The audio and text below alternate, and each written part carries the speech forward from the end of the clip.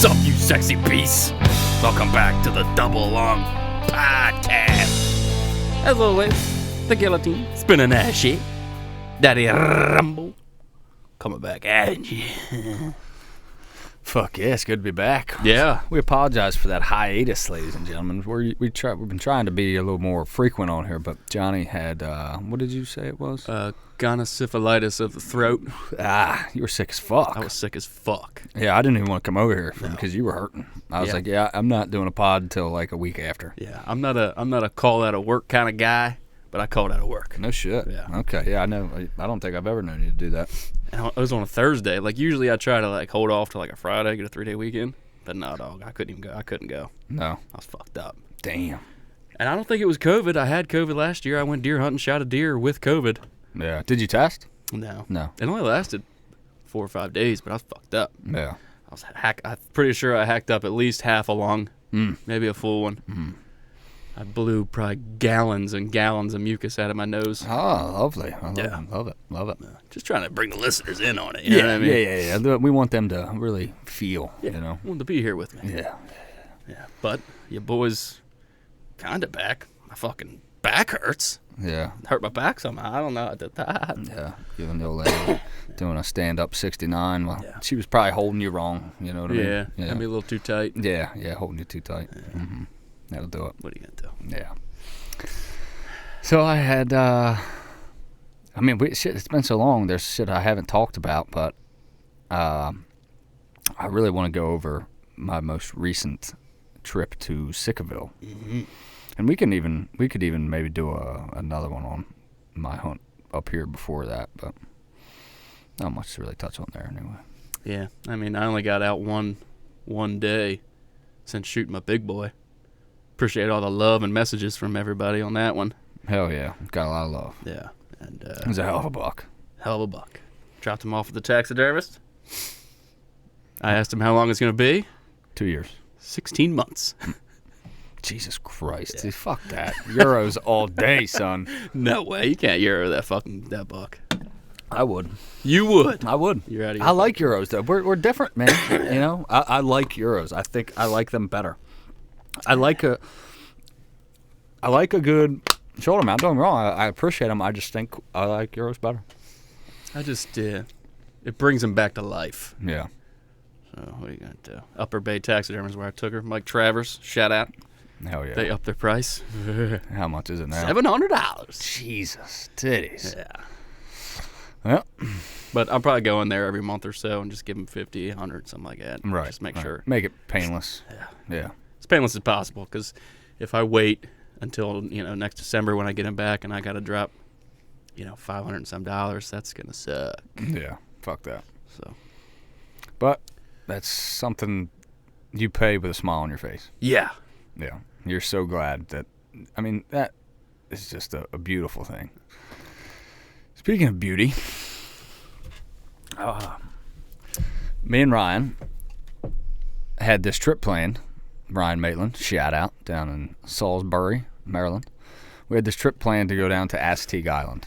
And Assateague, if you don't know, is an island off the coast of Maryland and Virginia. It goes down into, well, I guess down there it's called Chincoteague. Yeah. But it's an island right off the coast. And it is actually home to a small herd of Sika deer, just like the Sika deer that we hunt down in Dorchester and Wacomico counties. So we had planned to go there because they open October 1st. Oh. Yeah. So it's like pre-rut for them, and because they rut in October. And it was completely unpressured. So we were like, dude, let's go down there and fucking hit that opening day. Just go down for the opening day. And then the following week, we're going to go Sika deer hunting in Dorchester anyway. So it was a cool plan. Well, Hurricane Ian said, fuck you. Yeah, he did. And there's fucking high winds and super high water, so we opted out. We decided that rather than going to Assateague, and we were looking at the weather, we were initially about to cancel and not do it at all. But we started looking at the weather late in the week, like Thursday, Friday, and it actually looked pretty decent for Dorchester. It was like 12-mile-per-hour winds and a steady rain, but nothing like crazy. And it's like, well, they'll probably be moving in that. Like, but fuck it, let's go. Let's try a new unit in Blackwater. So that's what we decided to do. Mm-hmm. Friday night, I drove down. We went out, had some cold snacks, Yeah, a baby. couple beers at Burness Beer Company, and what is that? I guess that's Salisbury. I don't know where it is, but it's delicious. And we get back to Ryan's place. It's probably like 11 o'clock before we get to bed. Yikes. 3:30 wake up call. Or I'm sorry, 3 a.m. wake up call. I wake up at like 2:36 and go take a piss. And I go lay back down in bed, and I'm tossing and turning like I might as well just get the fuck up. Yeah. So I get up, get ready. Ryan gets up right behind me. We get all our shit together. We're out of his house by 3:15. It's an hour and 5 minutes to this new unit we want to go to. It's about as far from his house as you can get, as far as like any unit in Blackwater. Yeah. So we had to leave. That's why we had to leave so early. And we drive there, get to the new unit. But now we're going in dark. Yeah. Never even been here, other than e-scouting, which we use Google Earth and Onyx for. So You have an idea of where you want to go. yes, I got a good idea, and you can. That's the thing about like Onyx. You can see their trails, the Sika deer trails, Yeah. on Onyx through the frag and shit. It's pretty crazy. Yeah, it's pretty wild. So you can get a general idea of where you want to be. Now they're not exactly up to date, so it's not perfect, but so we hike in the morning, and the hike in actually isn't too bad. It is raining and it's windy, real windy, 12 mile per hour. My ass. Yeah. We had like 35 mile an hour gusts. I mean, windy. Well, rolling off that swamp, it picks up some fucking speed. Yes. And we both got saddles, by the way, and that's something else I can touch on later. But so we go in, and the spot we want to go to is into the frag, which is just a pain in the ass to navigate, let alone do it in the fucking dark. Mm-hmm. So we got these damn green lights, and we're navigating through the frag, and we get to a certain point to where it's like, okay, this is right about where we want to be. You go this way, I'm going that way. Good luck to you. Aim small, miss small, brother. So we go our separate ways. And these trees, man, are not big. I mean, tiny little trees. Mm. And they're small loblolly trees. And I got this great game trail, and it forks off, and there's a tree right to my right. This tree is all 20 foot tall. Yikes. Which means I can get about 10 feet up. Mm. So I take my one stick with a 3-step aider. I fasten it to the tree. I got limbs all over this fucking thing. And I make my way up as high as I can. I literally used my one stick, so that thing gets me about 7 feet tall, and then put my platform right above it and hung up. Holy shit. Yes. So you're like 9 feet up? I'm like 9 feet in the tree. Oh my God. And this tree is 4 inches around. Oh my God. I can literally lean back in my saddle, and the whole tree leans with me. And then that wind, I bet that was extra sketchy. Oh, it was fucking wild. Jesus. And I'm just like, this is not gonna work. This is basically gonna be an observation set. Yeah. You know what I mean? Like, I'm gonna be able to kind of get an idea of where I'm at and whatnot, and it is what it is. So Ryan's going, and I can see his little green light bobbing off in the distance, and he's dead upwind from me, like an asshole. Come on, Ryan, what are you doing? He didn't mean to. He didn't know where I went, and like it was, yeah. But he ended up getting set up, and we were fine. But so I'm sitting there. I got in my tree at 5:15. Sunrise was 6:30. I want to say something like that. Anyway, I was in the tree an hour and 15 minutes before first light. So it was a bit of a long sit. We got there plenty early, so that was good. We gave ourselves enough time. I'd rather be 15 minutes early than 15 minutes late. Fuck yeah. You know what I'm saying? And that goes for any hunt. I hate getting in there late and the potential for bumping deer and all that shit. So it is what it is.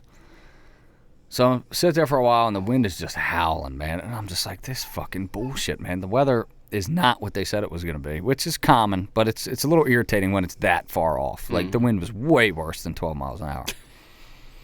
But the wind kept the mosquitoes away, right? Yes, it did. So that was nice. Yeah. No fucking bugles, nothing. I probably couldn't hear a bugle if they did bugle right fucking next to me because of that wind. But so the sun starts to heat up the sky, and little rays of light break through the clouds, and I can start to kind of see my surroundings.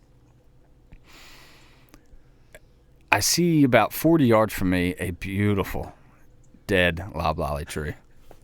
And I'm like, man, that is where I need to fucking be. But it's fucking first light. Like, do I really want to move right now? Yeah. Ugh. I'm like, you know what? I just feel it in my gut. I'm like, move to that tree. Go. So I climbed down, which was quick because I'm fucking 8 feet high. You just step out of your stand. Yeah, so I jump out of my stand. I boogie it over there. Fucking shimmy up this tree. I get about like 25 feet up. I was up there. And it's a dead-ass fucking loblolly. And it's like super high winds. Nothing like that to get the butt pumping. So, and I'm hanging out there, and it was a beautiful sit. Just absolutely gorgeous country. Scenic, great. Didn't hear a fucking single thing. The woods were... I'm sitting there thinking in my head, like... I'm assuming they're at least relatively like whitetail in this regard, that the wind is not... When it's real windy like that, they don't want to move. You know what I mean? The high winds are not your friend in that situation. These deer or elk want to have... They don't want to have that wind all over the place and super high. It's like fucking... It freaks them out. They want to stay bedded down. So I'm not real optimistic at this point. Yeah. And I'm sitting there for a while, and it was, I don't know, it was about 9 o'clock. Behind me, I hear the pitter-patter of feet through water. Oh, God. And when I heard it, I was just like, are you fucking kidding me? You turn around, and it's Ryan. It's fucking after 9. It's like 9:05, 9:10ish. I turn around, and lo and behold, out of the frag, in this little clearing, is a beautiful Sika hind. Oh, baby. I range her 43 yards. I turn around, grab my bow. She's walking laterally to me along this frag line. She's hugging the frag in this like open creek. Mm-hmm. And I am just as cool as can be. Yeah. I dial my sight down. I draw back. I put my pin right where I want it to fucking go. And I let her eat. Yeah, baby. And that motherfucking carnivore with a QAD on the end of it sailed through the skies of Dorchester County and smoked right through that fucking Sika hind. Yeah, baby. Yeah. Oh, my God, dude. And I drilled her. I hit right where I was aiming. That's great. It was a great shot on a small animal. I was fucking super happy about it. Yeah. And she takes off like 30 yards and stops, and I can see the blood just pouring out of her. I grab my phone. I didn't have the wherewithal to put my tax cam on. See, and you got on me about not doing it for my buck. In the heat of the moment. Yeah, dude. I was like, oh shit, like I didn't. But I grabbed my phone, and I recorded her walking out in the water, and you can just see the blood just dripping off of her, pulling up in the water. I'm like, fuck yes, it was a great shot. She's gonna pile up in a matter of minutes. She's done. And her body language was kind of like not what I expected it to be.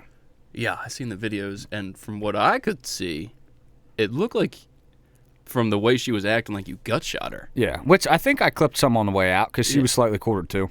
But I seen the shot, and it looks like it should be a clear double long. Yeah.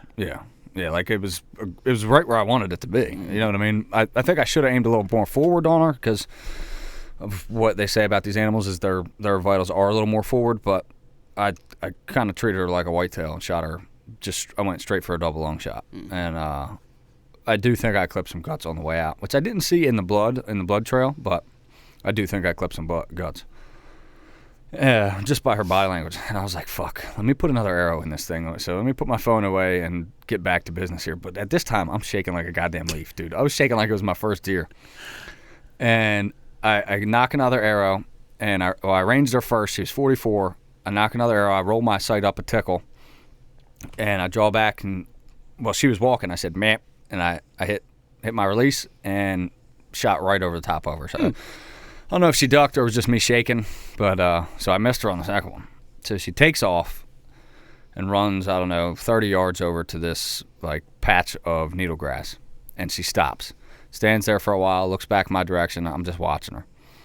She walks around the needle grass and into basically a giant island of needle grass. And she's just walking real slow, taking her time, like she's fine. Now, that shot on a whitetail, that thing would have been dead in fucking 15 seconds. Yes, 100%. Yeah, 15 seconds. These little critters here. They're tougher than a motherfucker. Yeah, apparently. Yeah, apparently. And I've heard that from several people that hunt them. Is that the guys from Bayside said if you can get 2 arrows in them, get 2 arrows in them. Yeah. You know what I mean? Like they are tough as hell. They don't die as quickly. They're resilient. So, lesson learned there. But that animal has to die.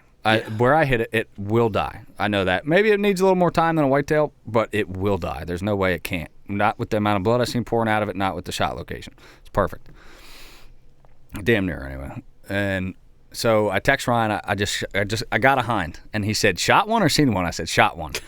And I sent him my coordinates, and he was like, "You want me to come to you?" I was like, "Yeah, let's go get her together, dude." And so I wait up in my tree. Ryan gets there. I stayed up there so he could see me. You know what I mean? Because it's hard to fucking find people. You know, even off of coordinates. Like him seeing me was the move. So I rappel down and get everything together. Go try to find my arrow. Couldn't find my arrow, but found my second arrow, the one that missed. So we got that, and then started following this blood trail. We went over there, and Ryan, and blood looks great. It's got some small bubbles in it. It's good color.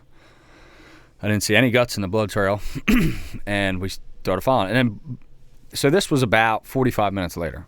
Let's talk about blood trail in this swamp. Are you just seeing it on the sides of frag? Can you see it in the water? No, it's just only on the frag. Some of the water was a little like tinted red where she stood for a while. But you can also see her footprints in the mud underwater. Like bubbles coming up? Kinda, but almost like just footprints. Like where she was walking, it's black, and the rest of the mud is brown. Oh, okay. You know what I mean? Yeah, so like pretty clear footprints where she just stepped. Huh. So that's cool. That's helpful. But it depends on what kind of mud and stuff you're in, is how that's going to pan out. So we follow her over to this needle grass, and this needle grass is like, it looks like needles, and it's, you know, it can be high, it can be, I don't know, a couple feet high, or it can be like a foot high. And it was just high enough to where it would have been over her back. Mm-hmm. So we're following through this, and we got great blood. I have no issue following this blood trail at all. Well, before we even got into the needle grass, we put all our stuff down, and I told Ryan, I was like, hey, you want to grab my bow just in case? So he grabs my bow, and I got an arrow knocked. And we're walking through this needle grass, probably about 20 yards, and there she is, still alive. Oh, God. Yeah, so that sucks, you know, and you hate seeing that. And I probably should have gave her a little more time, but I was just so confident in the shot. Like, her body language said, like, almost like she was fine, but the shot was like, and I seen the blood pouring out of her. I'm like, there's no way she's fine. She just doesn't know how lethally injured she is. And I figured 45 minutes was plenty enough time. Let's go track her. I was wrong. She was still alive, but not like alive enough to take off and run. Her heart was just beating. Yeah, she was just clinging on, but tougher than hell.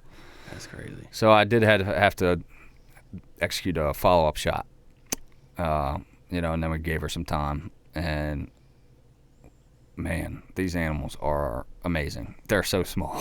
So small. You brought it up. Took it to Kevin's. We got it all butchered up.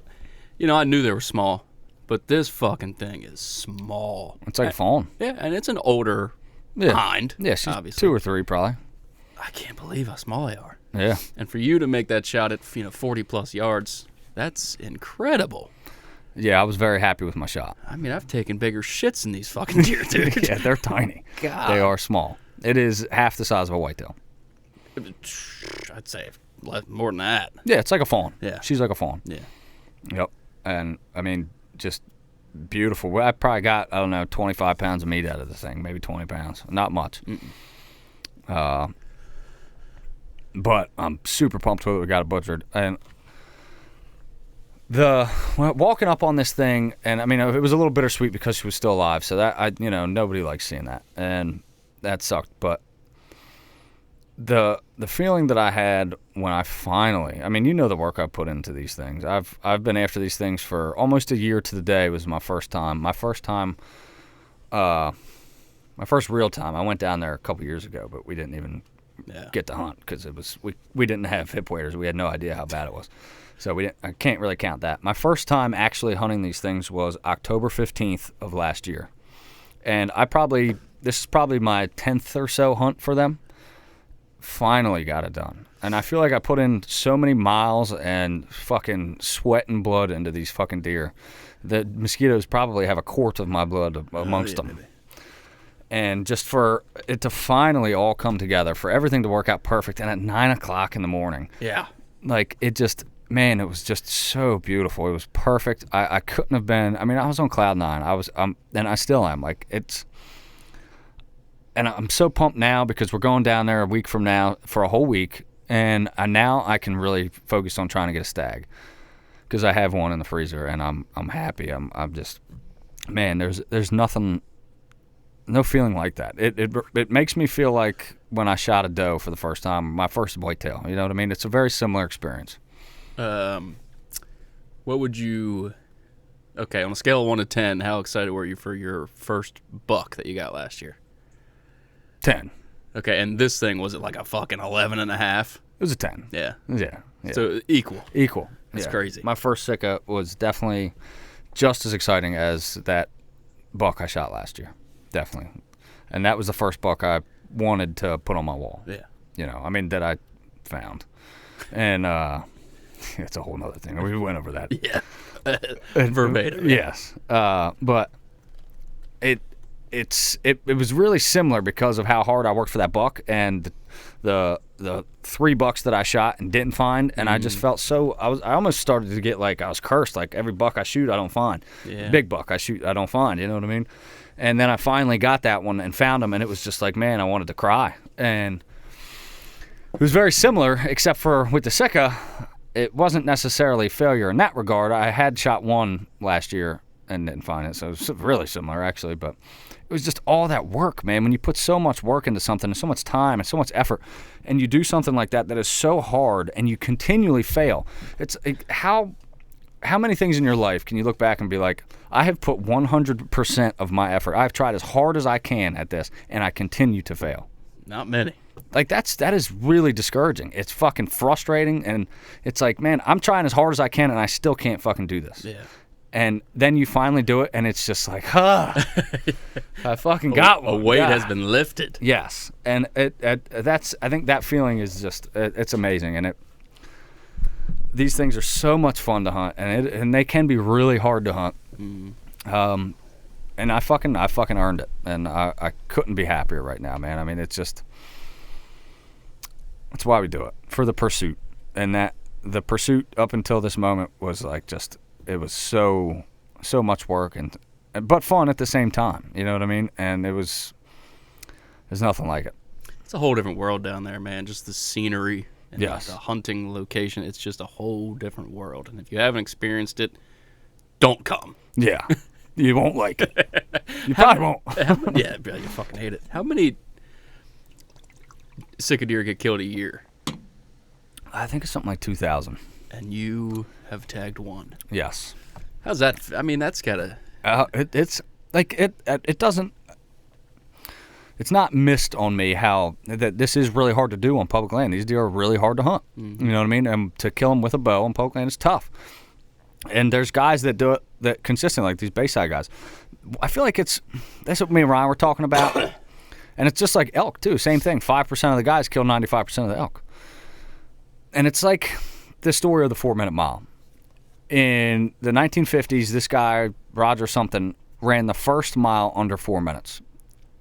It was 3 minutes and 59 seconds. And then for decades before this, no one could ever break that 4-minute mark. Decades.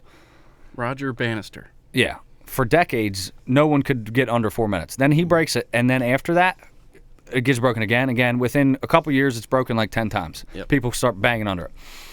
And I equate it to that in the sense that, like, it's very similar to whitetail, too. Like, once you get that first one, once you get that done, then it's like, oh, this is achievable. And it's like, oh, I'm not putting these things on such a pedestal. I'm not. This is doable. Mm-hmm. And you figure it out, and it's like, okay, this is what it takes to get this done. And that's what I feel like now is that I'm going to continue to have more success, and that's going to compound on itself.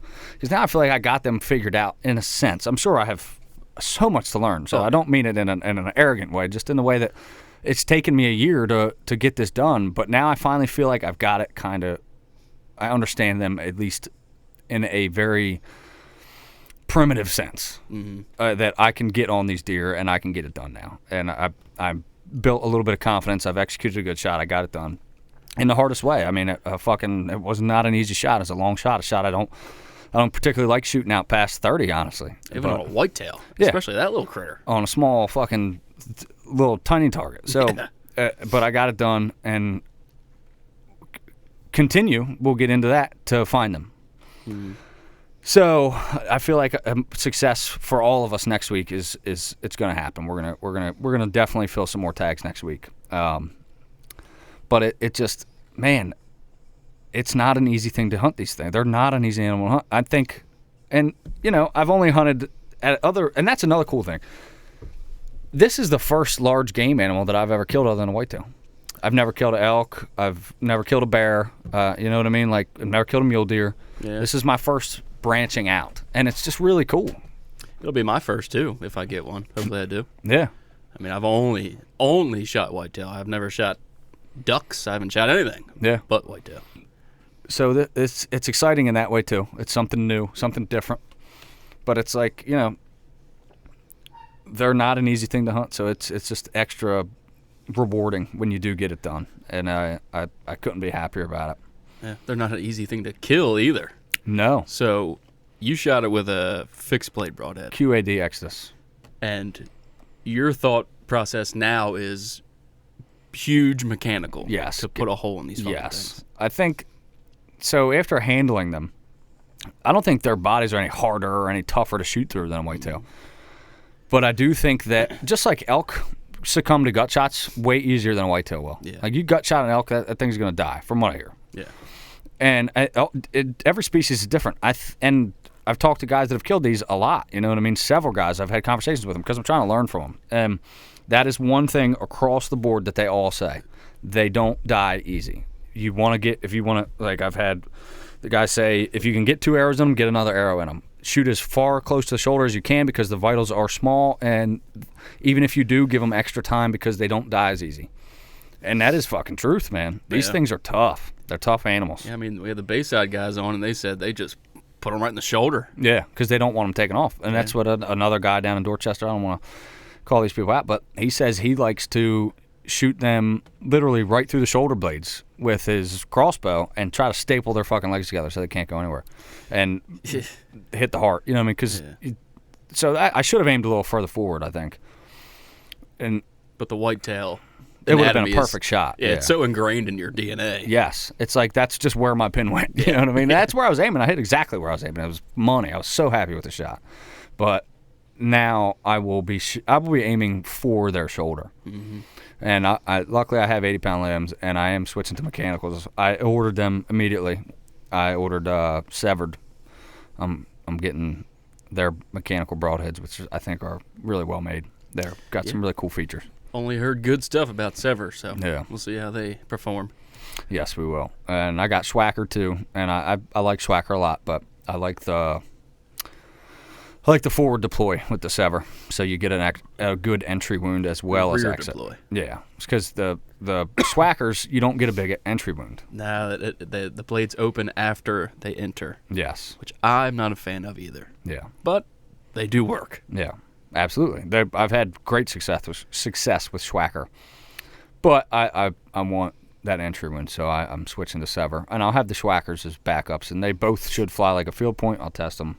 But Schwacker does, so that's cool. I shouldn't have to change my sight or anything if I do switch to Schwacker. Say I burn through all those Sever while we're down there that I just ordered, then I should be able to seamlessly switch to Schwacker. But I'm going to stick with Sever. Hopefully you burn through them all. Yeah, if I can burn through 5 of them fucking things, that would be a dream. But just looking at that meat when Kevin was cutting it off, I'm like, phew. That thing looks like butter, son. Yes. It looks so good. So tender. Yeah. Yes. More marble in it. It's really good. Yeah. It's really good. Ryan and I got to eat some last night. Yeah. Yep. He got some from a friend of his down there, and it is fantastic. It tastes like beef. Yeah. Yeah.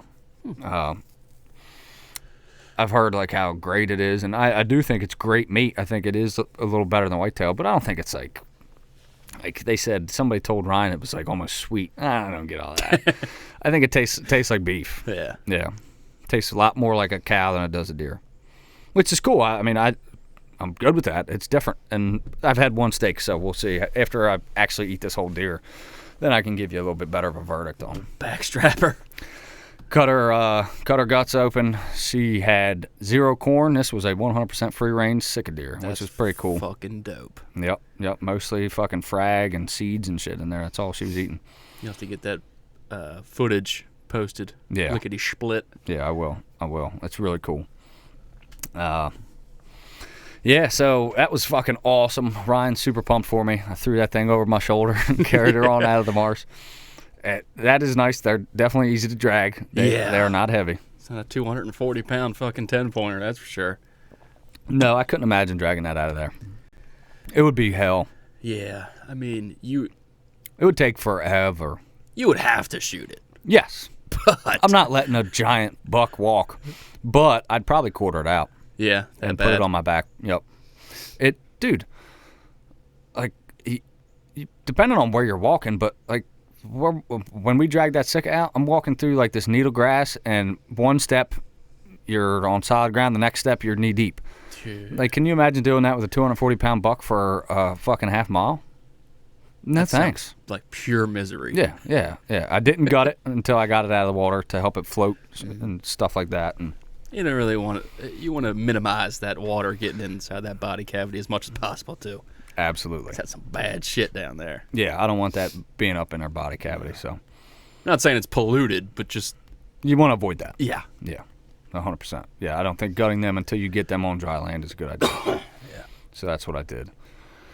And after that, we got out of there, went to Walmart, bought a big cooler because we didn't want to drive all the way back to Salisbury. We just went to the Dorchester Walmart, put her in a big cooler with some ice, threw her in the back of Ryan's car, and went back out. Yeah, baby. And like I said, man, I think it's like that 4-minute mile. We fucking found a spot on the map, never been there before, looked at it, we did some scouting, and we were like, this is going to be money. We're going to go there. We set up. 30 minutes later, I got a hind at 50 yards. That's awesome. Yeah, that's fucking cool as hell. And the wind had died down a lot. It was not nearly as windy in the evening, so I was pumped about that. I felt like we were going to see a lot more because of that. The wind is now actually a true like 10, 12 mile an hour wind. Nice and steady, perfect wind direction for where we set up. So I see this hind, I'm watching her, and like I could have shot her. That's a shot, 50 yards, but honestly at this time I'm not going to take a shot that I don't want to take a 50-yard shot. I just got a hind. I'm okay. Let's see if maybe she comes in, and let's get Ryan a fucking hind. You know what I mean? Now, if you didn't shoot that hind earlier in the morning, would you have taken a crack at that one in the afternoon? Yeah, I would have. Because I'm very confident at 50 yards. I mean, I can drive some tacks at 50. So I know they're small, but at 50 yards, I think I'd ice her. You know what I mean? It was a 7-yard difference from the one I did in the morning. Yeah. If you think about it that way, you know what I mean? Like it's totally doable. Now, I want to shoot that? No. This thing's sitting still eating frag at 50 though, I could ice her. Tell you something. You get one within 60 of me when I come down. Yeah, let her eat. Letting her eat, son. Yeah. Well, I mean, we shoot out 110, 120 yards. Yeah. You know what I mean? And we shoot pretty damn good out to 100. So, I mean, 90. I think shooting at an animal at 60 is a stretch. Don't wanna, but it's totally doable. Oh, yeah. Now, I might get some hate for that, but it is what it is. Hey, if I got a 6-point stag at 60, and he's standing dead still, no clue I'm there, and I'm not shaking because that's a thing. If I'm nervous, I'm not taking that shot. Yeah. But if I feel like I did in the morning, I felt great until I shot her. Yeah. After I shot her, I was shaking like a dog shitting razor blades. And you can kind of tell by their body language if they're going to come closer or not. Yes. And if you read something on that animal saying that he's going to move away, fucking send one. Yeah. So we're sitting in this new spot, and I mean, it is just a fantastic hunt. Seen several Sika. Nothing was coming in range of Ryan. I mean, we're hearing bugles left and right. It's like, man, the rut must be starting to kick off here. Mm-hmm. I know it's a little early, but a lot of bugles, a lot, like a dozen. And just that is always awesome. You know what I mean? That is always cool to see. And then, I don't know, I want to say probably about 6 o'clock, we got a stag coming in, and he's a spike, and he's headed straight for Ryan. Mm. And I'm like, fuck yeah. I look at Ryan. Ryan looks at me, and I just shake my head, and he fucking grabs his bow. Now, here's the issue. A couple minutes earlier, Ryan dropped his rangefinder on the ground. So this deer was probably about 45 yards from him. And Ryan wants to stay 30 and under. That's where he wants his targets at. Ain't nothing wrong with that. Because he dropped his rangefinder and he's in a saddle and he's not as high as he usually gets. So that really throws off your depth perception. Mm-hmm. He wants to wait till this thing's like 20 yards. So he's watching it and it's slowly making its way towards him. Ooh. And I can see it making its way towards him. And I'm like, fuck yeah. We're going to double up, and one day we're both going to get one. This is going to be the greatest day ever. And I'm just... he comes to full jaw, fucking releases it, looks money, fucking sent a beautiful shot. It just looked like he executed such a great shot from my perspective. And then watch this thing run off and stop like in the frag a little bit, almost right where we first seen it. And then I lose sight of it, and I'm like, okay, it probably just went down. So I look at Ryan, and I give him the thumbs up. He gives me the thumbs up. And I'm trying to, like, communicate with him, like, let's give it some time from our experience in the morning. I'm like, dude, let's give it some time. You know what I mean? And eventually we ended up just grabbing the fucking walkie-talkies and, yeah, hey, let's give it, like, 20 minutes, 30 minutes. Then we'll climb down. I'll come over. We'll kind of go from there. You know what I mean? Let's give this thing, like, an hour. So we hung out in the stand for a little while, and probably another 20 minutes or so. But it's starting to get dark now. So, well, it's not dark, but we're losing light. Mm-hmm. So we decided to climb down, at least go like check the arrow and see what we got. So I climb down and I go to Ryan, and he climbs down out of his tree. We get all our stuff together. So that takes a few minutes, and we go over there and start looking for the arrow. Cannot find a fucking arrow. Yeah. So it's like, fuck. All right, well, let's try to find some blood. And Ryan's like, he felt great about the shot. He's like, it was a good release. I wasn't like too out of it or anything like that. And I was like, okay. And I was like, what was your pin on? And he was like, 20. And I was like, yeah. I was like, this looks like more than 20. I ranged it, and it was 28. So we're looking, and we're trying to find blood. Can't find any blood. So we go up like where the stag ran off, and we start looking around up there. And we're looking around. And there's these like little red leaves, and it's like, oh, is that blood? It's not blood, and it's not looking good. Now we got our headlamps on, and we make our way back. It's like, all right, let's go back to the arrow. We got to try to find that fucking arrow and see what's going on. And we're looking around over there. I go back, and we found his arrow. It was in the water, and it didn't even open. Mm. So, and he shoots a swacker. There's no blood. No deer, arrow's clean, broadhead's not open, and he's 8 yards further than he thought it was. And then I'm like, Ryan, I think he shot under him. Ah! God damn it. You know, obviously he's fucking pissed. Yeah. But it is what it is. I mean, he thought it was 20. He's a couple yards off, and that's going to make all the difference on a small animal. Well, you know, Ryan, if you had 80-pound limbs, you probably would have killed that thing. You know, that's what I'm saying. Maybe. Yeah. I mean, because it would have flattened that trajectory a little bit. Yeah. My 20 and 30 are real tight. Yes, they are.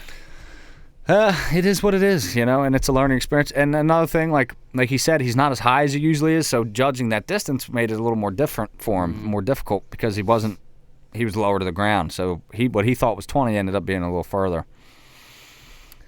So that really sucks. But at the same time, there's a silver lining here, because we were talking, and he was like, you know what? If I would have shot that stag, I'd have been tagged out for archery, and during the whole rut, I wouldn't have been able to hunt stags. I would have been hunting hinds. And it's like, yeah. So, I mean, but that's how you got to look at it. You know what I mean? What can you do? At least you didn't injure him. Yeah. And you still got your stag tag for next week. It was an awesome hunt. We seen several Sika. We heard a dozen of them. I mean, it was just, we found this great new spot, and we did it 2 times in a row. We fucking did what we came there to do. We got on deer. So dragged one out, and it feels like we're starting to get this now. You know what I mean? We hit that 4-minute mile, and we got it. You know what I mean? we're gonna continue to have success. That is my projection for us. That we're getting better at this. We're figuring it out. Well, I'm glad I can just go in with a guide and put it up in a tree and shoot one. Yeah. Because fuck all that work. Yeah. No, you guys are gonna be spoiled next week, you motherfuckers. Yeah, well, hey, somebody's got to do the work. Mm-hmm. And who better to do it than me and Ryan? Exactly. The most fit. Yeah, the ones who actually enjoy the suffering a little bit. A little masochistic. But yeah, we got out of there, man. Went back to the house, grilled up some Sika steaks. I mean, thick fucking, it was like fucking ribeyes, man. They were fantastic. His wife Krista made some sides for us. It was a wonderful evening. Good shit. Yeah, I mean, it couldn't have been a better trip. Well, I guess it could have. He could have got one too, but it was fucking awesome. Loser, Ryan. I know. He was so bad, but I mean, what are you gonna do? It happens to all of us. We've all done it. I've done that exact thing. I mean, I've fucked up on the range. I've done that. I missed my 10 opening morning. Yeah. You miss. It happens. It happens. And at least they're clean misses. Like I'm glad he didn't injure it. And then we're tracking through the frag for an hour and a half and never find it. That sucks. I would rather whiff by a country friggin' mile than Yes. shoulder one. Absolutely. Or gut shot one. Any day of the week. Yeah. Yep. There's nothing worse than knowing you may have killed him and you'll never see him again. Yep. Like that sucks, man. And down there, I don't think you're getting a tracking dog out there. I don't know. I don't know how that even would work out there. Yeah. You know? I think it'd be really tough for a dog to even get around in that terrain. Yeah, I mean, because they wouldn't be able to smell the split hoof thing in Yeah. the water. So Yeah, I don't know. That's a good question. I'd have to ask about that. Yeah. Some local guys down there that we talked to, see if they can track through there. doubt it. Flooded timber, yeah, I doubt it too. I mean, maybe they can, but I doubt it's nearly as effective as on like an upland area. Yeah. Yeah. So it was, for me, it was I wanted Ryan to get one so bad. Like for both of us, all the work we put in, he's put in just as much, if not more work than me. And like I wanted us both to get one, but it's not always in the cards, you know what I mean? Nothing's guaranteed. No. You know what I mean? So we got a whole week next week to get back out there and get back after it. And it's I couldn't be more pumped. Now Ryan was like, he asked me, he's like, now that you finally got one, are you like, fuck this, I'm done with this place? I'm like, absolutely not. I'm just as into it as I was before. Yeah. You know what I mean? I love it. If not more, because it's like, it's achievable. I got it. You know what I mean? So I'm very just grateful. It's just awesome. I'm excited to come down and hunt some proven land. Because last year, me and Runsky just took off on a fucking whim, and that didn't pan out. So No, you guys were in a terrible spot. yeah, so I'm excited just to hear one, hopefully see one, Yep. Oh, hopefully shoot one. Yeah. It's gonna happen. I fucking know. Hey, I guarantee you're gonna hear them. I guarantee that 100%. We're gonna hear them. you put one in front of me, Daddy's putting an arrow through that motherfucker. Hell yeah. Ryan. I have no doubt about that. You won't miss. Yeah, I mean, you can. It happens to all of us. But I'm confident. I think everybody, even Ryan, I'm confident in him. Like, and even though he just missed, I know if he knew the yardage, he would have made that shot. Yeah. He would have made it. It just, shit happens, man. Like he's gotten 2 deer under his belt already this year, so he's fucking on it. He's doing great. He hit his max that he's gotten last year, but it took him all year to get 2. Yeah, he got 2 in the first month this Yeah. year. So he's on it. He's getting dialed in. We got these new saddles. Which he fucking talked me into buying, and actually I'm really glad he did. He bought that cruiser saddle. Because the hip pinch with the X-Op, he was just like, this thing, I just can't get comfortable. He's like, I'm moving too much. So he buys it, and he's like, dude, you need to buy this thing before the Sika rut. And I'm like, is it that much of a difference? He's like, so with the X-Op, it's like, okay, this thing is huntable. You can hunt in it. But it's not the most comfortable, so you move around a lot. It's not nearly as comfortable as my climber. He's like, this is more comfortable than my climber. Whoa. I'm like, more comfortable than your climber? He's like, yes, 100%. He's like, this thing is the tits. I'm like, all right, fuck it. You know what? This is what I do. If I want to spend money on anything, it'll be this. Well, what's the price tag on this new saddle? $250. Yeah. Yeah, it ain't that bad. Okay. It's cheaper than a tree stand. Yeah. And so I ordered the fucking cruiser, and holy shitballs, Batman! Yeah, that this much thing, better. it's fucking sweet. Oh, good. All day sit's no factor. Really? Yeah, it's more comfortable than my climber. I'm gonna have to give it a whirl. Well, maybe not, because I don't want to buy it. I'm a cheap fuck. If you try it, you'll like it. Yeah. Yeah, it's especially with that back band, which is like $30. So I didn't get that. I don't think you need it, but I could see for like if you want to sleep in it, I can sleep in mine just the way it is. Like I'll just drop it down, sit in that thing like a fucking schoolhouse swing, and just lean into my bridge and sleep.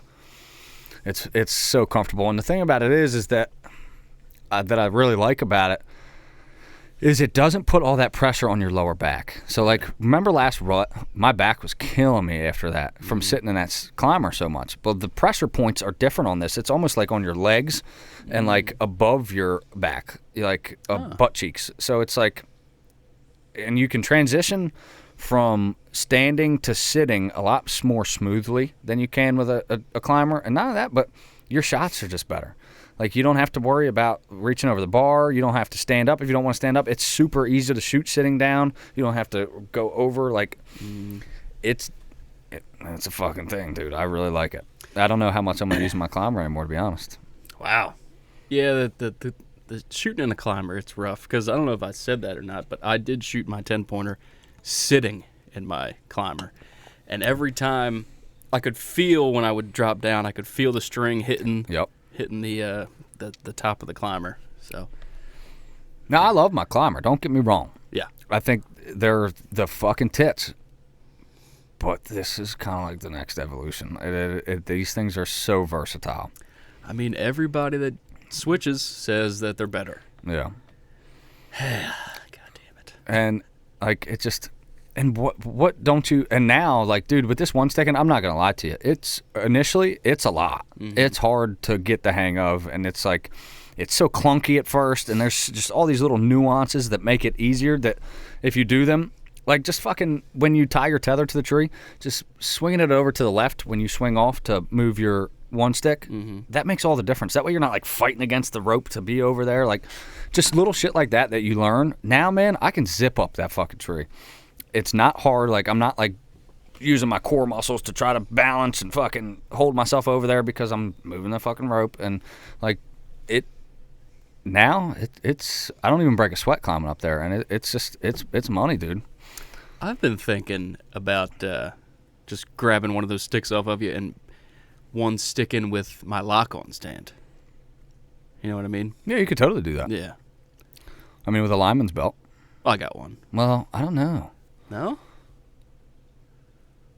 I don't think a lineman's belt would be good for one sticking. No, you need to be tethered off.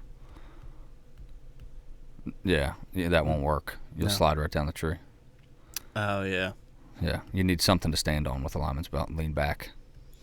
So when you go to move that stick, you got nothing to stand on. You're going to slide down that tree. So you might as well just buy the fucking saddle shit. Yeah. Well, I got that X-Hop if you want to try it, but it's a piece of shit.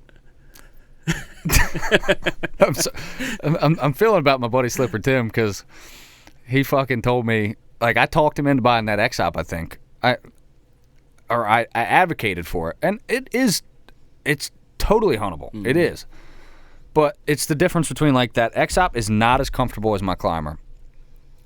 That Cruiser is more comfortable. That's insane to me. So it's like, what do you want? Do you want something that's like, okay, yeah, this thing is lighter and, like, it's got a lot of versatility, but it's still not as comfortable as my climber, so I'm still going to want to use it? Or something that's better than your climber in almost every way, and you just keep all your system, because switching back and forth between them, then you got to, like, take stuff out of your bag and your pack, and it's like, just buy a nice one and fucking don't look back. That sucks about, like, today's day and age. You can't get anything for a bargain anymore. No, man. And I'm so guilty of it, and I talk about it all the time. I talk a good game, like, buy once, cry once, bye-bye. Yeah. And I didn't do that with that. Well, the X-Hop, the thing about it is even though I didn't do that, I still got that platform. Yeah, it was cheap enough that you got a platform. Yeah, and I'm using that platform, and that platform is great. Yeah. You know what I mean? Now, like, I might want to end up doing a ultimate one stick where the stick has a platform. That would be probably my next step. Dude. Yeah, because then you don't even need a platform. Just bring a stick. Huh. A stick and a saddle. That's it. Wow. So streamlined. But that platform is awesome. And for any of my stands with my preset sticks that I got set out, I'll still need that platform. Yeah. You know what I mean?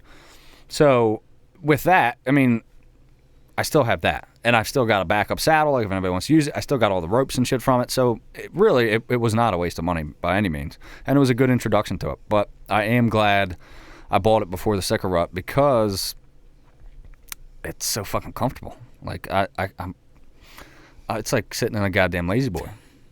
I mean, I've said that about my climber too, but the climber is very comfortable. And honestly, like you don't even really notice until you do a whole week in the rut, and then my back was bothering me. Yeah. Like I didn't feel uncomfortable in the stand. Like I felt comfortable, but my back started bothering me. Yeah. And I don't think that's going to be a thing with the saddle. So I'd like that. Well, we'll find out here. Yeah, we'll find out because I'm about to do a whole week in that motherfucker. Yeah, you're going down Sunday night. You're going to hunt Sunday to Sunday. I'll be down there. Yeah. Yeah, I'm coming down Wednesday night. I'll be Thursday, Friday, Saturday morning-ish, so 5 sits. Hopefully fucking let the air out of one. God, I hope so. We're gonna stack them while we're down there. Good. That's what I want. I want to come back with a truckload of coolers. Wouldn't that be fucking great? Yeah. It's probably we're gonna kill like 2, but I don't care. No, I don't care either. It's gonna be a great time. I said it before. There's a possibility we all get one. Is it likely? Not at all. but we could totally do it. It is doable. Yeah. And I think if we have days like we had yesterday, we're all gonna get one. Should have had 2 yesterday. Yeah. I could have had one, and Ryan could have had one because they were so far apart. I could have shot that one at 50 and then sat there for 2 hours, and he would have still had his shot on his. We could have killed 3 yesterday, honestly. Wow. But hindsight's 20/20. Yeah, but and that's perfect in a perfect world. But if we have days like yesterday, the whole time we're down there, which I'm sure we won't, but say we did, we're all gonna kill them, which would be incredible. But I'm an optimist. Yeah. You know what I mean? Half the time I'm like, oh, we're going to do so good. And then we go down there and we fucking kill one Sika deer all week. Crickets. Which is possible. We're not going to hear crickets just because of the time of year. Yeah. But I don't want to try to make it out to be like it's easy, but we're figuring it out. And I think we're gonna have some success next week for sure. I hope so. Yeah. I just want to see somebody get one. Yeah. Oh, we're getting them. Good. I feel good about it. Well, you finally got it done. Now, okay. Do you shoot another hind or do you wait for a stag now? Yes, I will shoot another hind. Fuck yeah, dude. I want a stag, obviously. Yeah. But what it did do, because I got a hind first, now it's allowed me to be picky about my stag. Mm-hmm. If we had multiple stag tags, I would shoot a smaller stag just to get one. I want to see like the ivory tusks, the vestigial tusks that they have in their mouth and shit. Just like an elk. Yeah, it would be really cool. But because I only get one tag, I'm going to wait for something forked. It's got to have at least 3 points. Unless it's like a really big spike, that'd be kind of cool. Saturday morning rolls around, you got a spike in front of you. What do you do? If he's a big ass spike, I'd probably shoot it. Okay. But I'm not shooting a stag unless I put him on my wall. Okay. You know what I mean? If it's a little fucking 3-inch spike, I'm not shooting it. I got a hind in my freezer. I've gotten one under my belt. I don't want to senselessly kill stags when they're as hard to come by as they are. Mm-hmm. I'd rather let them grow. And because even though it's public land, these are still places that I'm going to continue to hunt. So it's like, you know what? Yeah. I want my stag to be something I want to hang on my wall, something that I take pride in having and bringing into my home. Well, if he walks past you and you don't shoot him and he walks past me, I'm shooting him. So. Now, what if you shoot a hind opening day or your first day down there, and then the next day a spike walks by? You going to shoot the spike? No. Yeah, so you're in the same frame of mind as me. Yeah. I just kind of want to get one. Yes. And then I can wait. I feel the same way. And that's that old adage, don't pass up on your first day something you'd be happy with on your last. Mm-hmm. And that's why Ryan shot at the spike that he did, because it's like, hey, I don't know when the next time I'm going to get a shot at one of these. I've never killed one. I want to get one. Exactly. So had my first one been a spike, yes, I would have shot it, 100%. But because now I have a hind, I'm looking for forked stags, or a really big spike. If he looks cool as hell and he's got a nice sized body to him, he's going in the freezer. He's coming home with daddy. Fuck yeah, there. But hinds, yeah, any hind walks by me, she gone. I'm shooting any hind, and any decent sized stag is going home. That's my targets now. Like up here, I feel bad about shooting a doe that has fawns with her, but when I go down to Sikaville, if a hind has a fawn with her, she gone. She gone, boy. I don't care. No, I don't know when they break off. Like their fawns separate from them. I don't know. Because the one I shot, I mean, like Kevin was saying when we were butchering, like, she's got tits. Like, this isn't a baby. Yeah. I know, they're just small. Fucking tiny. Yeah. Like, you know, this thing was fucking feeding something. Mm-hmm. And, but she didn't have a fawn with her. So, I don't know. Maybe they break off earlier. I don't know. Or maybe she got hit by a car. You know. Yeah, who's to say? But, yeah. They only have one, though. Yeah. Sika. Yeah. They don't have two fawns like whitetail. Which is why they're not as populated as whitetail are. But, I mean, I think there's more of them in there than we think there are. I don't know how many. I would agree with that. Yeah, like I think they estimated the population at like 12 or was it 15,000? I bet there's more than that. Yeah, I would say. Because they're in areas we didn't even know. It's like, oh, yeah, now they're in Delaware. It's like, motherfuckers, you don't know how many are out there. There's probably 25,000 of them. Well, 20. I bet there's 20,000. Minimum 20. Yeah. There's no way there's only 12,000. I don't get fucked. Yeah, because, dude, there's the habitat that they live in, it's so hard for them to hunt them. Like, it's tough to really manage that population. They're spreading despite liberal bag limits. And we know nothing about these freaking critters. No, very little. There's no information online. No. Like, if you're not from here and know somebody who hunts them, like, good luck finding information online about them. No, you can't. There's very little, yeah. I mean, you can go on some old forums on, like, Archery Talk and shit and find a little bit, but that's why Ryan's been so studious, like, in getting and networking with guys that hunt. Luckily, he lives down there, so we've gotten a lot of really good information from locals on, like, tactics and what they do and their habits. And, like, I've really enjoyed, like, yesterday, like, watching them and their activity, like, what they're eating and how, like they're eating, like, the higher parts of the frag. So, like, that's something to be cognizant of. Like, oh, if the frag's really high, they can't get to the top of it. So that's not the frag they want to eat, huh? Oh. So, like, stuff like that, just being able to watch them, we learn from them, you know, and seeing what they're eating, seeing what's in their stomach, stuff like that. And, of course, now understanding where they want to move and areas that they like to be. They're still creatures of the edge, and they do like having their feet wet. So, like, if it's a high tide, that tide's going to push them up. It's going to push them to different places. You know what I mean? So stuff like that is all things that I've learned about them and has helped me a lot, tremendously. And being able to watch them is really cool. That was really cool because I watched one hung out around 45, 50 yards for about 20 minutes. Wow. Yep. That's cool. That was really cool. Yeah. It's just awesome. Love it. Good fucking shit. I'm glad you finally got one. Hey, it only took you a year. It only took me a year. It only took me like 10 fucking trips down there. Well, not 10 trips, but 10 hunts. Could be worse. I mean, goddamn. Some people talked to guys that have hunted them for 3-4 years and never even got a shot at one. Yeah. So. Talked to guys who hunted them for 3 years and never saw one. Yeah. Okay. That's when you just got to call quits. Yeah. Sorry. Yeah. Hey, they're tough, man. Yeah. You know? So just the fact that I got it done there, I'm pumped. Yeah. Pumped. Hell yeah. Yeah. Now I gotta get a stag. God. It never ends. No, it never does. No. It never does. No. I gotta look at the week. I think I'm gonna hunt Tuesday, but I'm gonna try to get out at least a couple times up here before we go down there. Yeah, I would like to get another whitetail in the freezer. Yeah. God damn it. I'm still after a buck. I'm going to wait till probably after the rut to shoot another doe. I mean, I got a hind in the freezer and a big doe in the freezer, so I'm pretty good for now. Saturday's a high of 58. It's dropping down from 71, so Saturday's going to be fucking money. Money. Yeah. That's this Saturday? Yeah, the 8th. Okay, I'll be out.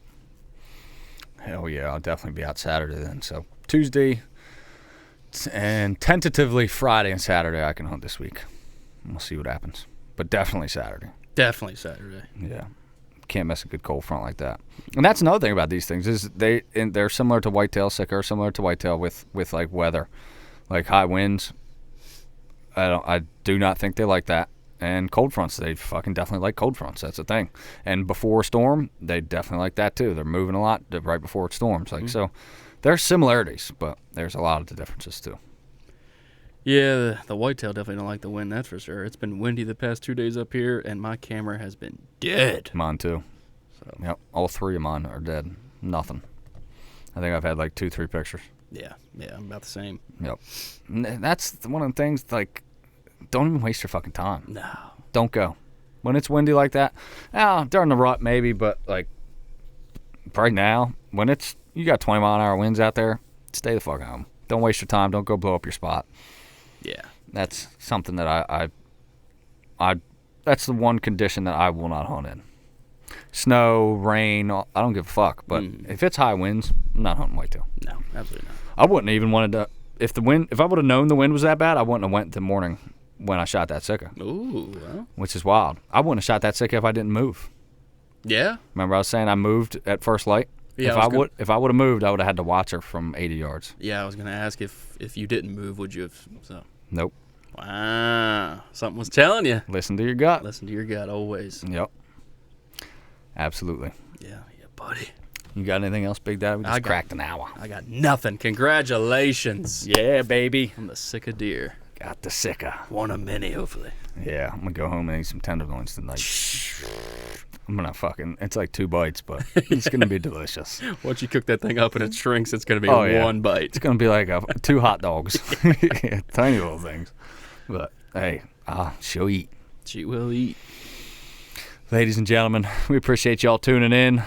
I am coming in at you with just high spirits tonight. Yeah, baby. This is JP Rambo and the Guillotine going out. We'll see you very soon. Peace.